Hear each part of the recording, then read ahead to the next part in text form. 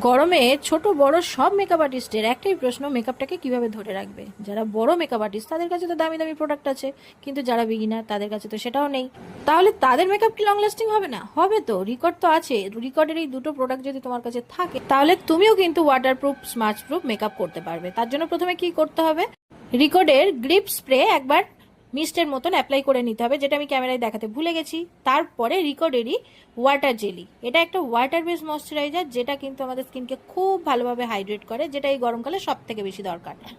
গরমকালে প্রোডাক্টের সাথে সাথে কিন্তু আমাদের স্কিনকে প্রপার ভাবে প্রিপেয়ার করতে হবে মেকআপের জন্য, না হলে মেকআপটা কিন্তু স্টে হবে না। তো দেখতেই পাচ্ছ আমার স্কিনটা কত সুন্দর হয়ে গেছে। তো যাই হোক, এবারে হচ্ছে যে প্রোডাক্টটা দিচ্ছি সেটা হচ্ছে রিকর্ডের গ্রিপ প্রাইমার। এটা দিয়ে না তোমাকে একটুখানি 2-3 মিনিট ওয়েট করতে হবে, আর তারপরেই তো হবে ম্যাজিকটা। তুমি এর ওপরে ক্রিম বা লিকুইড যাই কিছু দেবে, জাস্ট তোমার স্কিনের সঙ্গে চিপকে দেবে।